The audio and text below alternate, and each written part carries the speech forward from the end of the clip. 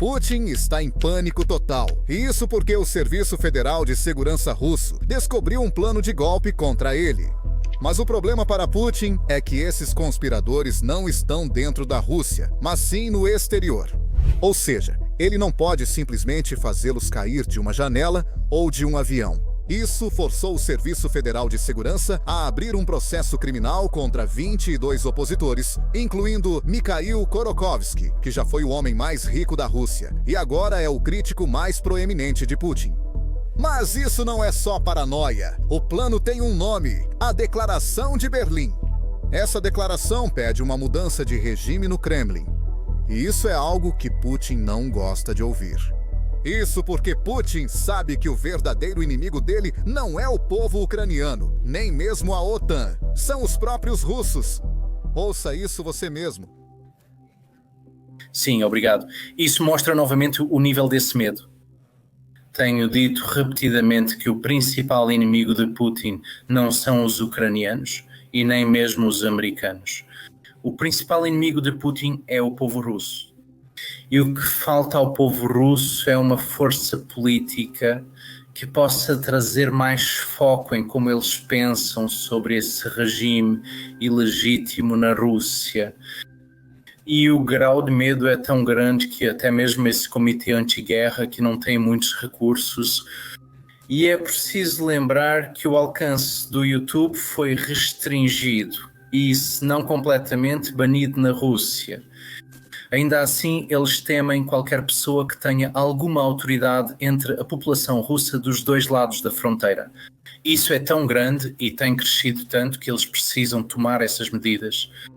Vamos analisar o que é essa declaração e por que Putin está tão assustado. A Declaração de Berlim é um manifesto político que foi adotado na primavera de 2023. Ela foi assinada por todos os líderes que foram citados no processo criminal russo. Ela serve como um roteiro político e moral para a Rússia após Vladimir Putin, desafiando diretamente sua legitimidade e estabelecendo demandas específicas relacionadas à guerra na Ucrânia. Estes são os 5 pontos que a declaração apresenta. Esses 5 pontos explicam por que o Serviço Federal de Segurança considera isso uma tentativa de tomada de poder à força. Quero dar uma visão geral rápida. Se preferirem, pausem o vídeo para ler tudo agora. Chama a guerra na Ucrânia de criminosa e pede que as tropas russas se retirem de todo o território ucraniano ocupado. Inclui tudo que a Rússia tomou em 2014 e chama o regime de Putin de ilegítimo e criminoso. Portanto, ele deve ser liquidado. Isso está no manifesto e tenho certeza de que Putin não gosta nada de ouvir isso. Ele pede a libertação dos presos políticos na Rússia.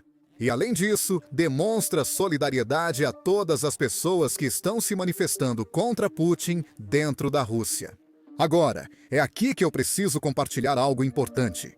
Quase todas as principais figuras da oposição russa assinaram a declaração, exceto quem era associado a Alexei Navalny. Isso inclui a esposa dele. Eles não assinaram. E não só essa declaração.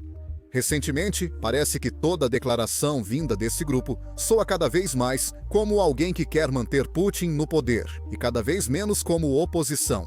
Eles argumentam que a Rússia deve esperar por um bom líder em vez de lutar pela democracia. O que levou muitas pessoas a argumentar que talvez esse seja o caminho a seguir, porque afinal, a Rússia nunca teve realmente democracia. Então eu fiz essa pergunta para ninguém, menos que o maior jogador de xadrez de todos os tempos, Garry Kasparov. Ele tem sido um crítico muito vocal do regime de Putin e foi uma das 22 pessoas que foram citadas no processo criminal que o Serviço Federal de Segurança acabou de abrir. Bem, vamos ouvir a resposta dele, porque ele conhece a política e a história russas melhor do que a maioria das pessoas no mundo. Vamos ouvir agora. Não conheço a história russa como você. Então seria interessante você responder essa pergunta. Pelo que li, a Rússia não teve democracia em 500 anos de história. Tipo, de 1991 a 1999, eles tiveram algo mais próximo de uma democracia. Eu, pelo menos, não chamaria isso de democracia. Você acha que é possível haver democracia na Rússia? Olha, é uma situação muito... sabe, é uma questão perdida, mas na verdade ela está em aberto. E ó, só mais uma hora nesse assunto. tudo isso, sabe, normalmente a Rússia tem 1000 anos de história, 500 anos. Na verdade, é musculoso, um império russo que começa com Kiev há 1000 anos. Ironicamente, os ucranianos têm mais reivindicações históricas sobre a origem da Rússia, pois tudo começou naquele território. É isso. Você está certo, são 500 anos. É uma mentalidade imperial que surgiu da Horda de Ouro, sabe? Eficiência militar e crueldade. E também a ideia messiânica bizantina. Quando Constantinopla caiu em 1453 e a princesa bizantina, sabe, veio para a Rússia, casou-se com o rei russo, ou seja, o grande príncipe da época. Então, a filosofia da Igreja Ortodoxa Russa baseava-se na ideia de sermos a terceira Roma. A primeira e a segunda caíram, nós somos a terceira e não haverá outra. Então, todos esses elementos foram criados nessa mentalidade imperial que era oposta à democracia. Como já disse, as grandes reformas de Alexandre II não tornaram a Rússia uma monarquia constitucional. Mas, sem dúvida, a Rússia da segunda metade do século XIX estava no caminho certo. Depois do Manifesto de 1905 de Nicolau II, como resultado dessa derrota para o Japão e da Revolução, então a Rússia era uma monarquia constitucional, mas ao mesmo tempo não era. O país ainda não estava pronto para a democracia, porque democracia não é só algumas leis, também envolve tradições, envolve os direitos de propriedade e, novamente, é o respeito ao Estado de Direito. Era isso, estávamos chegando lá. Então veio a Revolução. Bolcheviques, na verdade, os bolcheviques tomaram o poder e isso basicamente arruinou tudo. Embora entre o fim da monarquia e a tomada do poder pelos bolcheviques, tecnicamente era uma democracia. 8 meses, um período muito curto, e depois tivemos uma democracia muito fraca nos anos 90. Depois de 91 e 90, não é todo o período de 91 a 99, mas só de 91 a 93. Mas Yeltsin usou tanques para destruir o parlamento. Eu odiava o parlamento cheio de comunistas e nacionalistas, mas destruí-lo não foi uma boa ideia. Mas esse não é o caminho, sabe? Você negocia ou simplesmente busca um consenso na sociedade.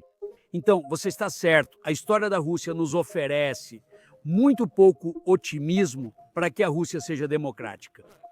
Mas aqui vem um grande porém. E quanto à Coreia do Sul? E quanto a Taiwan? Estamos falando sobre a China, mas isso aqui é Taiwan. Mesmo povo em Taiwan, mesmo povo na Coreia do Norte e na Coreia do Sul. Aliás, foi uma ótima experiência. Em 1953, vocês dividiram um país. Foi totalmente igual. Acho que é norte-coreano. Produto interno bruto um pouco maior no início. Vamos ver o resultado. Foi um experimento puro, com as mesmas pessoas, você sabe, não primos, irmãos e irmãs. De um lado, havia o livre mercado. Também começou com uma ditadura, mas eventualmente, você sabe, adotou ideias de livre mercado e agora é uma democracia liberal muito vibrante. Eles podem empichar o presidente ou prender o chefe da maior corporação. Então, de repente,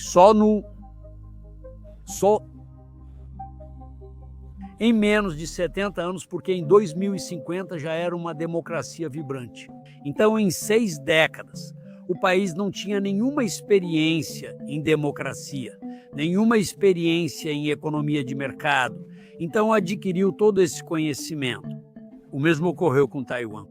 Sim, nem quero falar sobre a Alemanha Oriental e Ocidental, pois lá as pessoas já tinham experiência com a cultura europeia. Então tratamos de países totalmente alheios a isso. Eu não acho que os russos, sabe, se tiverem uma oportunidade, vão se sair pior do que os taiwaneses ou sul-coreanos. Então, novamente, existe uma chance. Mas o problema é que, sabe, Taiwan e a Coreia do Sul não foram afetados por esse vírus imperial. E eu acho que o futuro da Rússia, se houver algum futuro para o meu país, é erradicar esse vírus imperial. E eu não vou simplesmente chorar pelo leite derramado, sabe? Mesmo que o território russo diminua, continuará sendo o maior país do mundo. Então eu acredito, sabe, que não é sobre o tamanho do país, mas sim sobre as forças dessas crenças unificadas das pessoas em certos valores. Hoje em dia, esses valores são horríveis e empurram o país para o abismo. Portanto, precisamos tentar mudar isso. Esse é o ponto central da minha... Discordo de muitos da oposição russa. Creio que só com a vitória da Ucrânia, a Rússia poderá se recuperar. Muitos deles estão tentando evitar isso.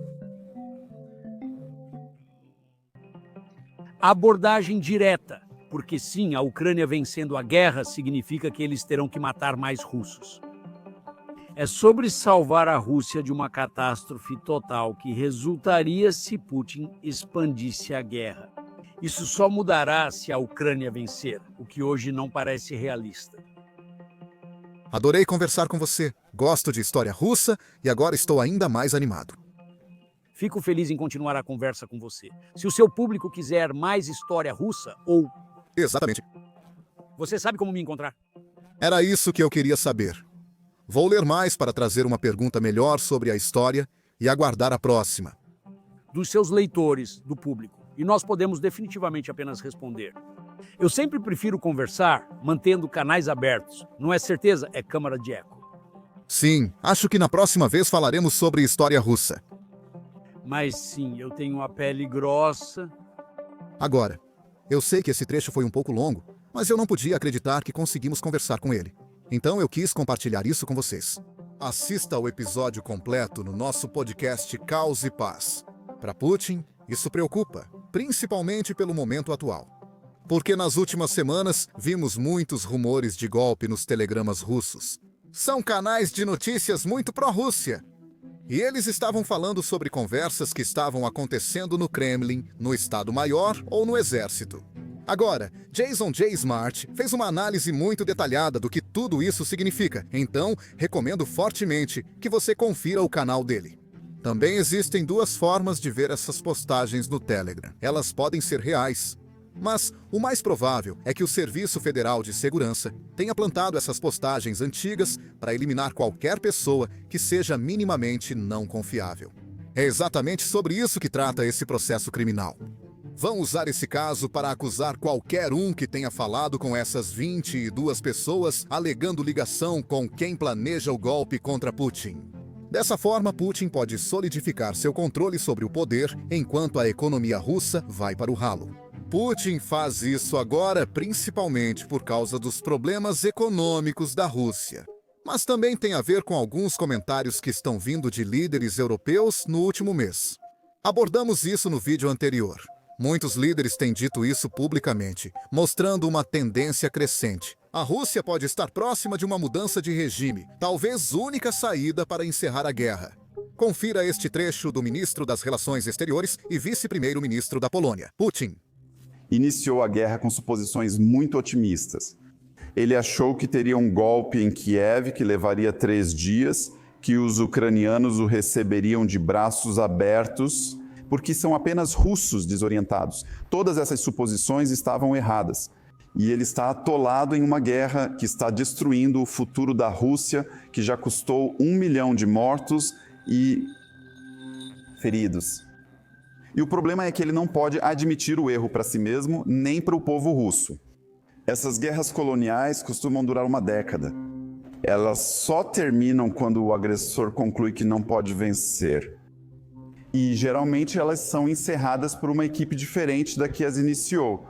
Como falei antes, foi uma forma diplomática de dizer o que todos vemos na Rússia. A crise econômica da Rússia está colocando muita pressão sobre a população russa. E tenho certeza de que isso está deixando Putin muito preocupado. Então seria interessante ver o que vai acontecer nos próximos meses. Se vocês quiserem acompanhar tudo isso, não deixem de clicar no botão de inscrever-se aqui embaixo. Queremos alcançar 2 milhões de inscritos até o fim do ano, então sua inscrição nos ajuda muito.